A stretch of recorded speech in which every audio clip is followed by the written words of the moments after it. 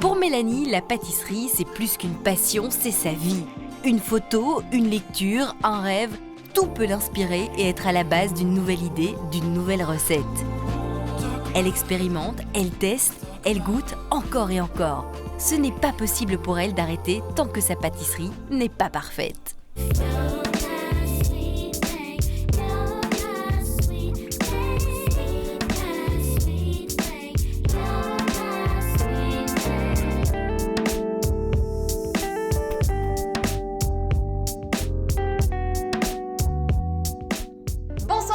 Pâtisserie, nous sommes ravis de vous retrouver. Bonsoir Mélanie. Bonsoir Émilie. Et oui, c'est déjà la dernière, que le temps passe vite. Oui. Bon, avant toute chose, félicitations à Camille qui a juste été époustouflante durant toute son aventure.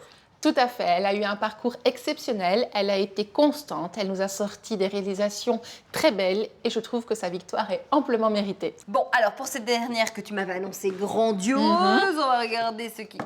Ouh là là là là, c'est maigre, c'est pauvre. C'est pas parce que tu as juste une poche à douille que tu peux pas faire un travail exceptionnel en pâtisserie, bon, tu sais. C'est vrai. Et on partirait sur quoi avec ça? Alors on va réaliser un croque-en-bouche, tu connais? Non, je connais les croque-monsieur, les croque-madame. Alors si je te dis pièce montée de mariage avec des choux. Oh, j'adore ça, je trouve ça trop joli. Eh bien c'est parti, on va réaliser ça maintenant. Une belle surprise pour la dernière.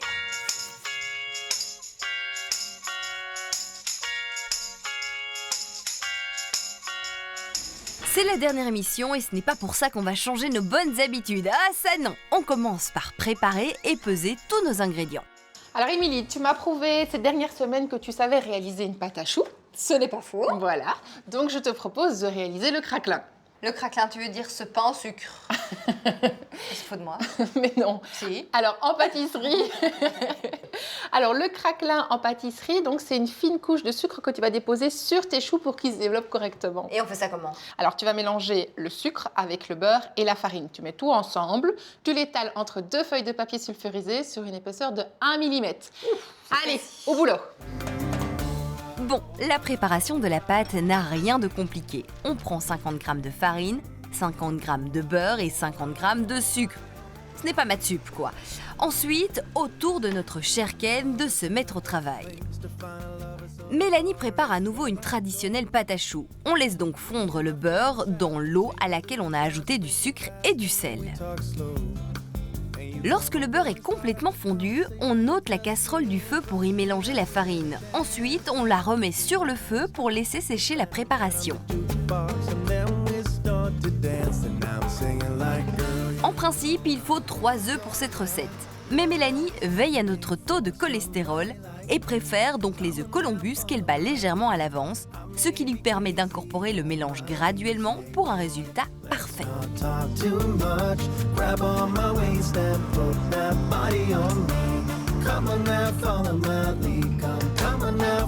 Bon, notre pâte à craquelin est prête. On l'étale avec une épaisseur de 1 mm et bon élève que je suis, j'applique l'astuce de Mélanie. C'est bien plus facile entre deux feuilles de papier de cuisson.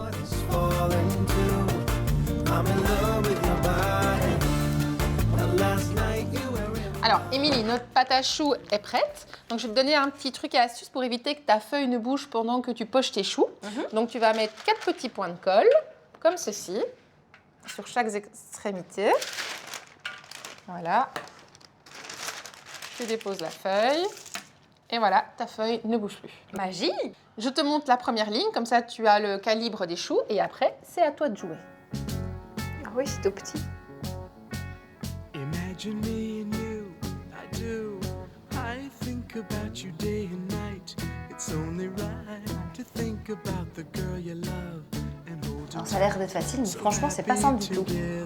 Ça va aller.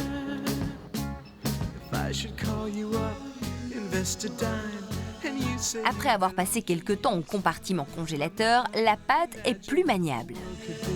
so very fine, so happy together. Et c'est parti pour 10 minutes à 210 degrés. Ensuite, tu baisses la température à 180 degrés et tu poursuis la cuisson pendant 15 minutes. Et qu'est-ce que je fais pendant ce temps-là? On va réaliser le caramel. Cool! Et oui, pour faire des croques en bouche, il faut pas mal de caramel. Ne lésignez surtout pas sur le sucre. On ajoute encore un peu d'eau et puis c'est au feu de faire son boulot. On ne touille pas le caramel, ce serait un sacrilège. Et voilà, les petits choux sont prêts. Ils sont beaux, hein. Et ce néolithe, il nous aura facilité la vie.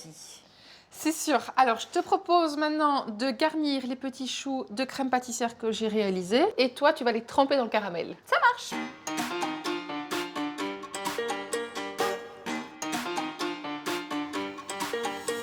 C'est dommage qu'on ne peut pas encore les croquer. Hein. Ah, tu vas voir, avec le caramel, c'est délicieux et c'est croquant.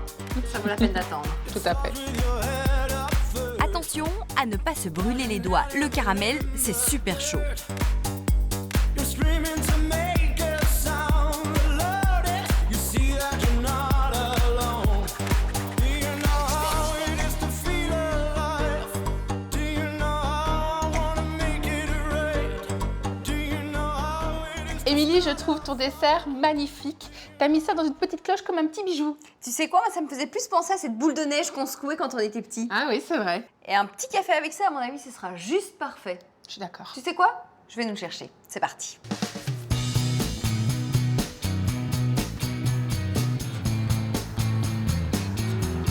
L'arôme d'un bon café est défini par plusieurs éléments. On va évidemment en savoir plus et je vous promets qu'on va être entre de très bonnes mains. Depuis 1937, le groupe Colroy torréfie son propre café sous la marque Grain d'Or.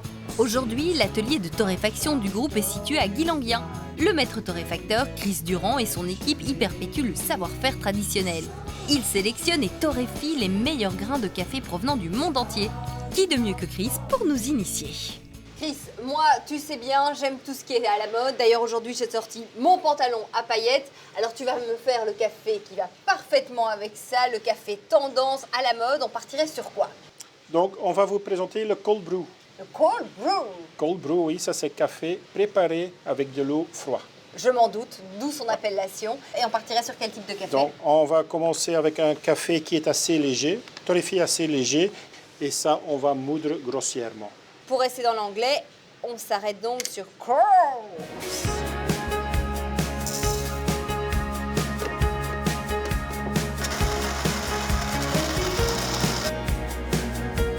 Et maintenant, on ajoute 6 fois le volume d'eau. Et on va la laisser infuser pendant 20 heures dans le frigo. 20 heures. 20 heures. Ça va servir à quoi? Le résultat sera un café assez froid, mais avec beaucoup de fruits dedans, mais sans l'amertume. Donc le fait de le laisser infuser très longtemps, j'imagine qu'il doit être très fort en caféine.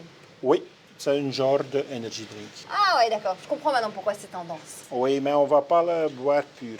Donc on va D'accord. l'utiliser dans des cocktails, dans des cafés frappés. Ah, tu sais quoi? Je t'arrête là. Café frappé, j'adore ça. Tu me prends par les sentiments.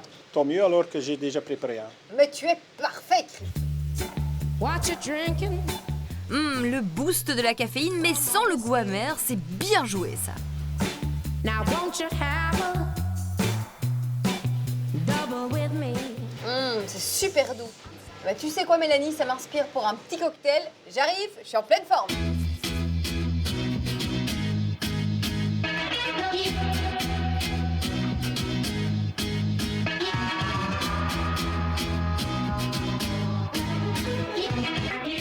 Regarde-moi ça. C'est quoi ça? Du cold brew. C'est du café brassé à froid. D'accord. Tu sais quoi, je vais nous faire un petit cocktail bien sympa avec ça. Une sorte de café glacé. Chouette. Ça te dit? Et toi, t'es en train de Ouais. faire quoi là? Alors, je suis en train de réaliser un confit de fruits. Donc, je vais mettre à l'intérieur de mes choux un confit de framboise qui va apporter de l'acidité et de la fraîcheur à la préparation qui est très sucrée. Miam. À vanille et framboise. Voilà qui est facile. Il suffit de chauffer la purée de fruits avec un mélange de sucre, de pectine. On laisse refroidir et le confit de framboise est prêt. C'est plus près que les Caraïbes. C'est plus près que Caracas. Est-ce plus près que Pézenas? Alors, écoute, Émilie, là, moi, j'ai plein de choux à caraméliser. Je te propose de réaliser le petit cocktail que tu m'as promis. Qu'est-ce que t'en penses?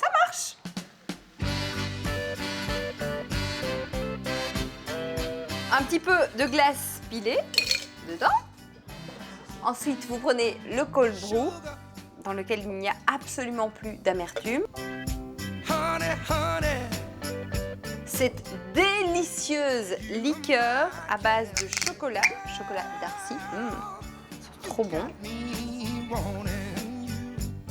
Après, on va ajouter de la poudre d'agave bio. Et puis, on termine avec du lait.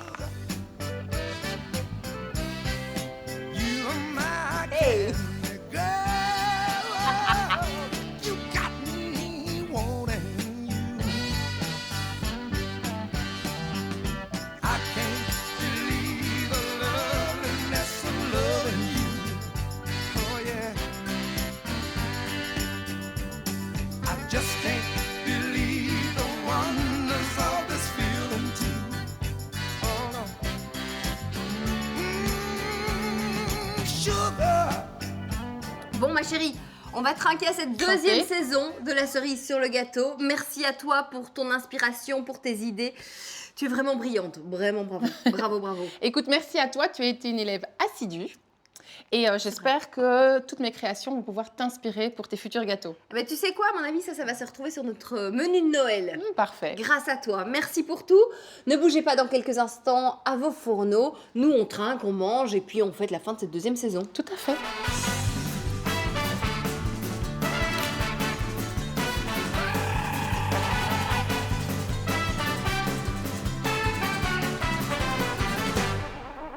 San Francisco, Oscar Garcia.